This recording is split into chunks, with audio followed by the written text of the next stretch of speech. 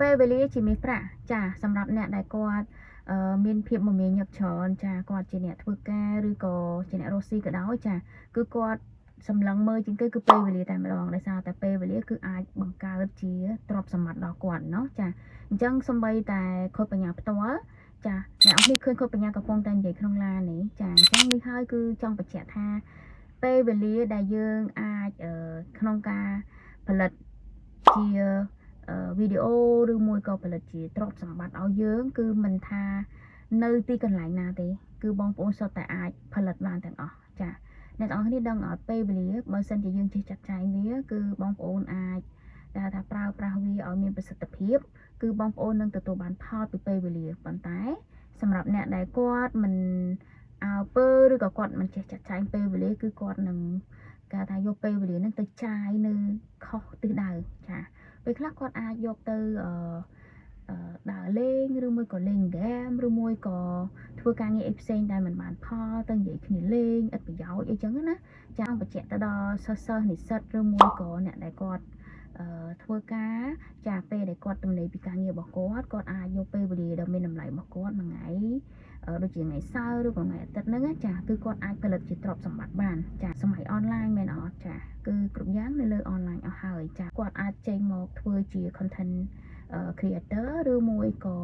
គេថាជាអ្នកដែលអាចលក់ទំនិញឬក៏ផលិតផលសេវាកម្មរបស់គាត់នៅលើអនឡាញបន្ថែមចាដោយគាត់អាចរៀនជំនាញថ្មីចាគឺយកពេលវេលាដែលសៅរ៍អាទិត្យពីសម្រាប់ការងាររបស់គាត់ហ្នឹងចាគាត់អាចចាប់ផ្ដើមនៅអាជីពមួយបន្ថែមចាមិនមែនយើងត្រឹមតែថាយើងជាអ្នកធ្វើការគឺដឹងតែធ្វើការតែប៉ុណ្្នឹងគឺចប់ទេមែនទេเนาะចាយើងអាចបន្ថែមជំនាញថ្មីដែលយើងនៅតែអាចផលិតលុយបានចាទាំងថ្ងៃសៅរ៍ថ្ងៃអាទិត្យនៅពេលដែលគាត់មិនទាន់ចេះគាត់មិនមានជំនាញទេគាត់អាចទៅរៀនទៅហ្វឹកហាត់បន្ថែមចាអញ្ចឹងគឺផ្ដើមចេញពីបងប្អូនចេះចាត់ចែងពេលវេលាចាខូចបញ្ញាចង់បញ្ជាក់កន្លែងនេះគឺពេលវេលាពិតជាមានតម្លៃខ្លាំងណាស់ហើយពេលវេលាដើរលឿនមែនតើបើសិនជាបងប្អូនប្រងើយកន្តើយមិនយកចិត្តទុកដាក់ចំពោះពេលវេលាចាអូខេយើងអត់ទាន់ចេះជំនាញនឹងឧទាហរណ៍ថាសម័យបច្ចុប្បន្នយើងទៅអីគេ content creator មែនអត់ចាយើងអាចបង្កើត content ថ្មីតាក់ទងទៅនឹងជំនាញឬក៏ការងារដែលយើងកំពុងតែមានកំពុងតែធ្វើ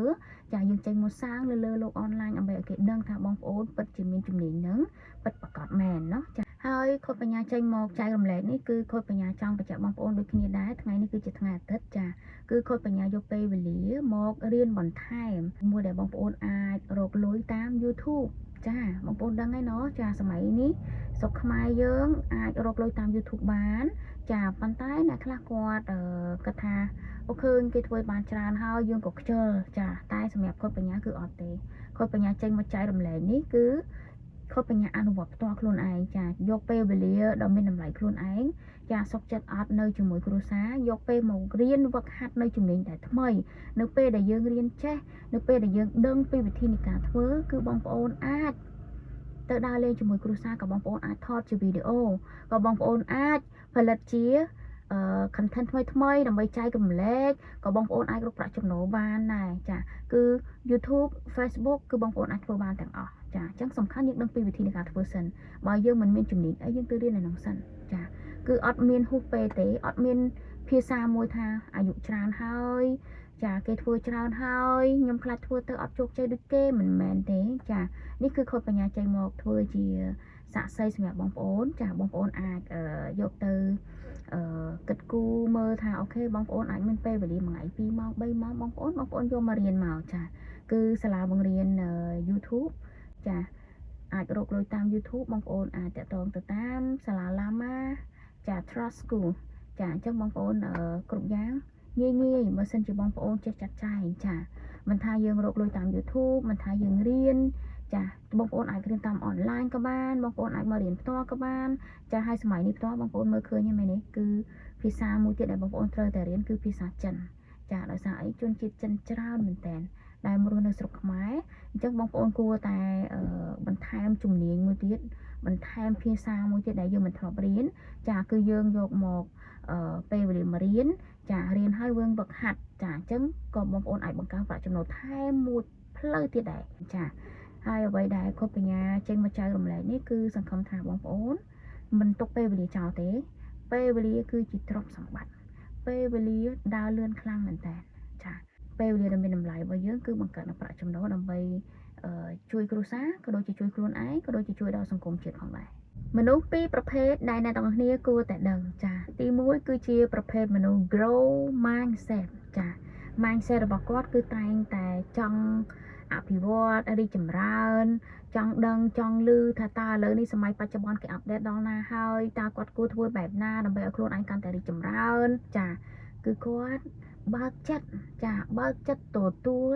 បើកចិត្តរៀនបើកចិត្តស្ដាប់ចានិងបើកចិត្តក្នុងការអភិវឌ្ឍខ្លួនឯងចាអភិវឌ្ឍខ្លួនឯងទាំងដែលសកម្មភាពចាការគិតចា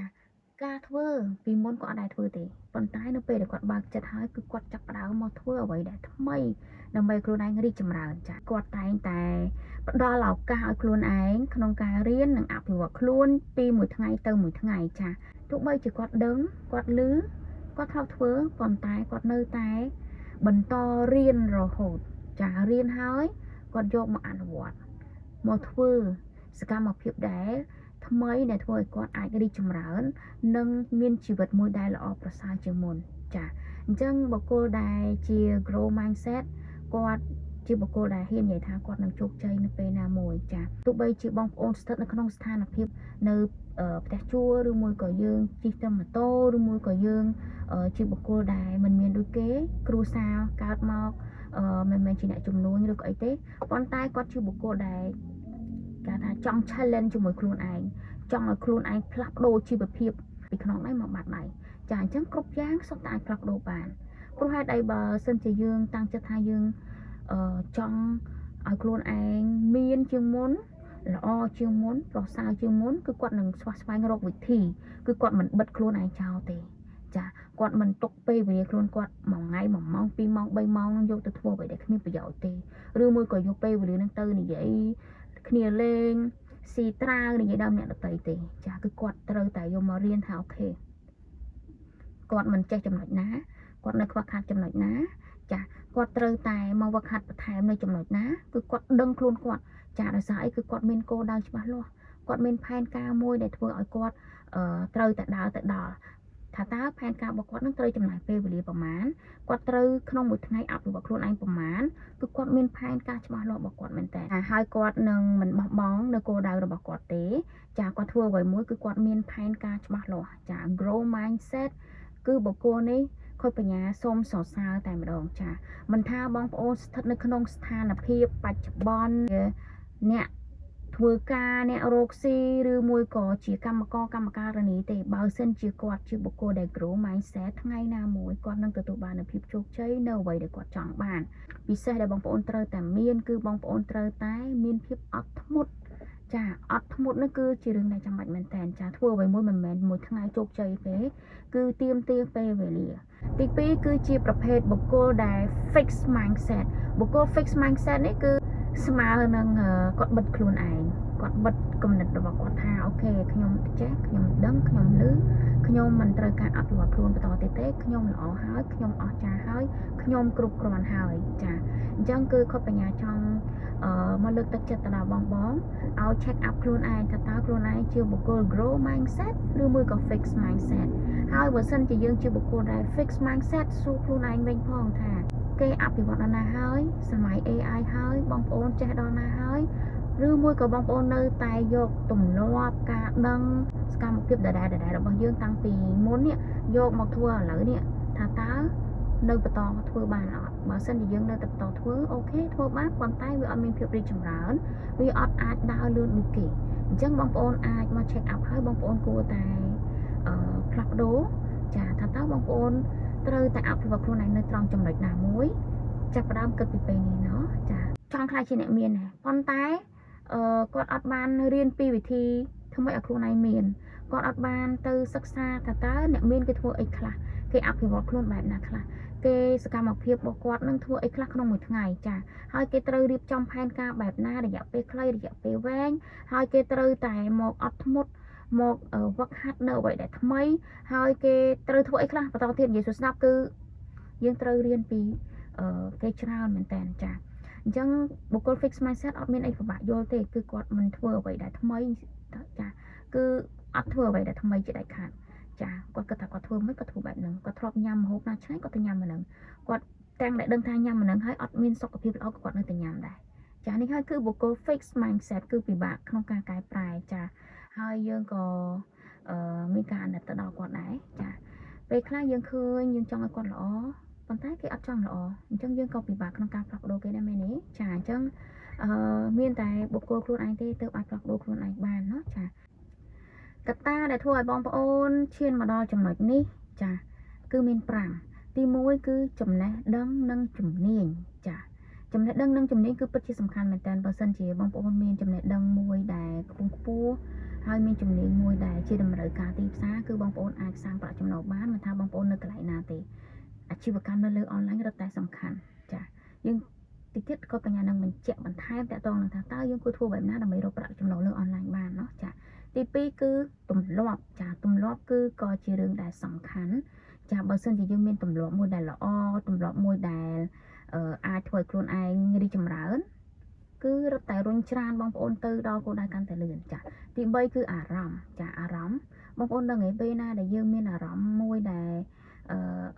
positive គឺបងប្អូនដើរទៅមុខរហូតទោះបីជួបឧបសគ្គក៏បងប្អូននៅតែមើលឃើញឱកាសចាហើយគ្រប់ឧបសគ្គតែងតែបង្កប់នៅឱកាសជានិច្ចចាទី4គឺផ្លូវចិត្តចាផ្លូវចិត្តយើងគឺជារឿងដែលសំខាន់មែនតើបើសិនជាបងប្អូនអត់ចេះគ្រប់គ្រងផ្លូវចិត្តបងប្អូនតិចតួច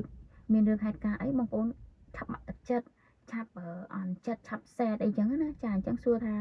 គោលដៅបងប្អូនពេលណាមិនដើរដល់ចាទី5គឺផ្នត់គំនិតចាផ្នត់គំនិតនេះគឺវាពិតជារឿងមួយដែលបងប្អូនត្រូវតែមក check up ផ្នត់គំនិតខ្លួនឯងតើផ្នត់គំនិតយើងជាបុគ្គលប្រភេទមួយណាបុគ្គល grow mindset ឬមួយក៏ fix mindset grow mindset បងប្អូនអាចរីកចម្រើនបានតែបើ fix mindset មានតែបងប្អូនដើរថយក្រោយតែមួយមុខគត់ចាអញ្ចឹងយើងត្រូវតែមក check up រឿងទាំង5ដែលធ្វើឲ្យបងប្អូនឈានមកដល់ចំណុចនេះគ្រប់គ្នាសុទ្ធតែចង់បានជីវភាពមួយដែលរីកចម្រើនជីវភាពមួយដែលគេថាមានសេរីភាពពេលវេលាเนาะចាអញ្ចឹងបងប្អូនអាចយកពេលវេលាដ៏មានតម្លៃរបស់បងប្អូន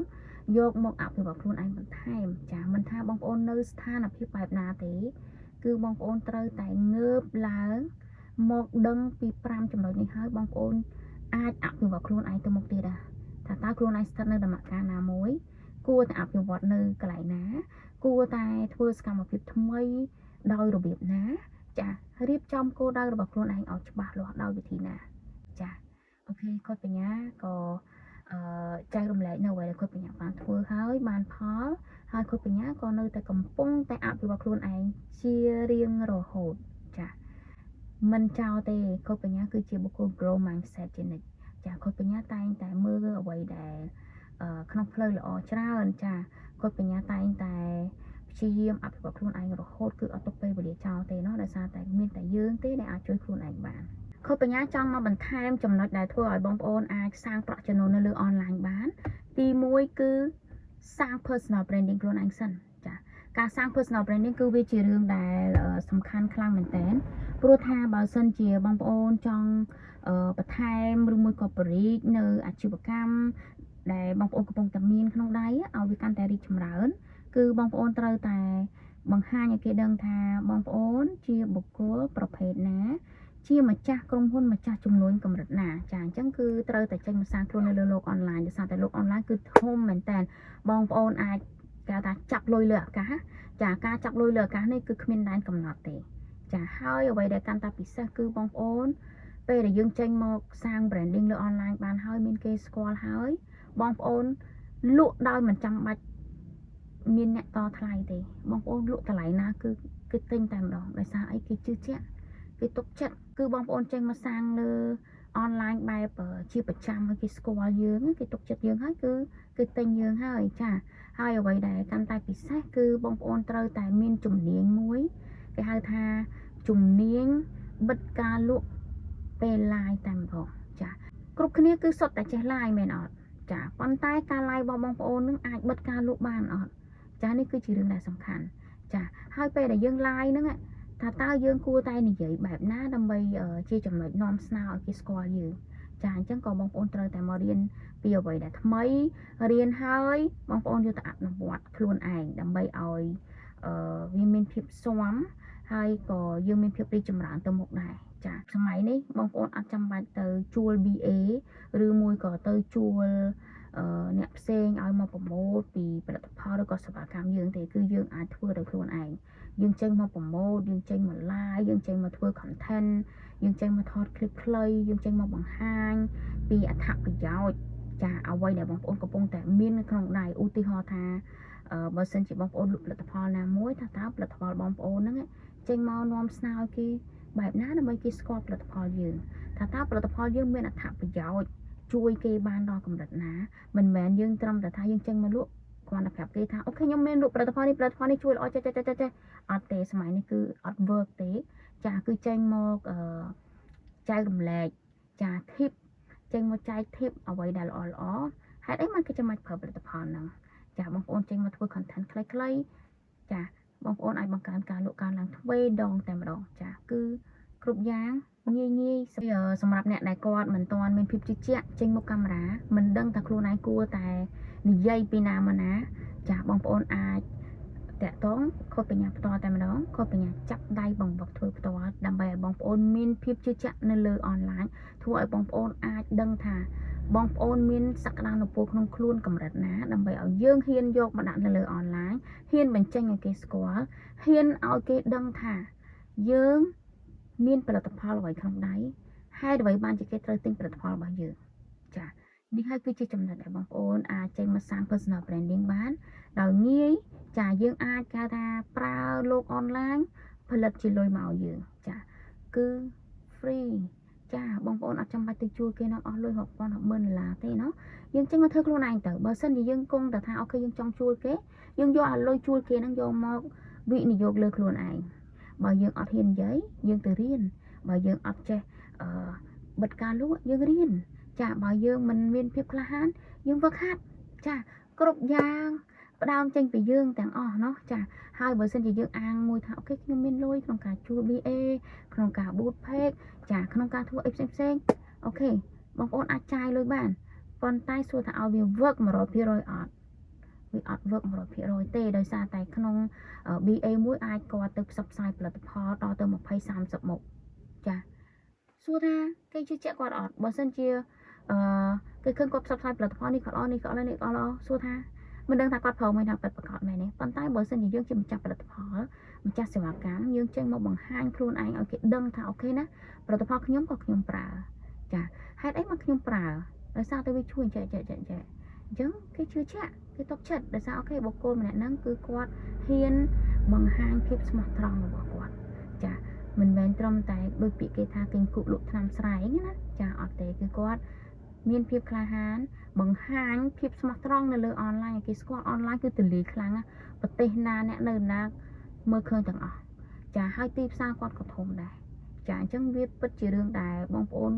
មិនគួរមើលរំលងទេគឺការសាង personal branding ចាការសាង personal branding ជារឿងដែលសំខាន់ហើយគឺគ្មានថ្ងៃហួសដលេទេហើយបងប្អូនរីកចម្រើនគង់វង្សយូរអង្វែងឲ្យតែបងប្អូនធ្វើវាជាប្រចាំធ្វើវាជាទម្លាប់បងប្អូននឹងសាងប្រាក់ចំណូលលើអនឡាញបានយ៉ាងពិតប្រាកដចាគាត់បញ្ញាក៏ជឿជាក់ថាអ្នកដែលចង់អភិវឌ្ឍខ្លួនឯងពិតប្រាកដនឹងតាក់ទងឆាតជប៉ុនគាត់បញ្ញានឹងរីករាយក្នុងការដឹកនាំបងប្អូនឲ្យបងប្អូនទៅដល់គោលដៅរបស់បងប្អូនពិតប្រាកដតែម្ដងចាការសាង personal branding ប្រើពេលវេលាយូរអត់ចាបើសិនជាចំណុចនេះអ្នកដែលគាត់កំពុងតែត្រូវការចម្លើយត្រូវការអភិវឌ្ឍខ្លួនឯងត្រូវការសាងលុយលើអនឡាញពិតប្រាកដអត់ប្រើពេលយូរទេប៉ុន្តែបើអ្នកដែលធ្វើលេងគិតលេងប្រើពេលយូរ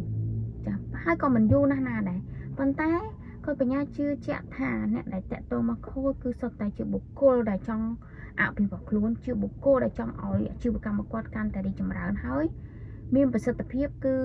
ការប្រើលោកអនឡាញឲ្យជួយរកលុយឲ្យគាត់ពីងាយដោយប្រើដើមទុនតិចគឺដើមទុននៃខ្លួនឯងចាដើមទុនតិចប៉ុន្តែចំណេញបានច្រើនចាអត់ប្រើពេលយូរទេណាឲ្យតែបងប្អូនតាំងចិត្ត 100% ក្នុងការផ្លាស់ប្ដូរជីវិតយ៉ាងពិតប្រាកដចាអូខេអ្នកដែលឆ្ងល់តាក់ទងឆាតជប៉ុនបន្ថែមអរគុណ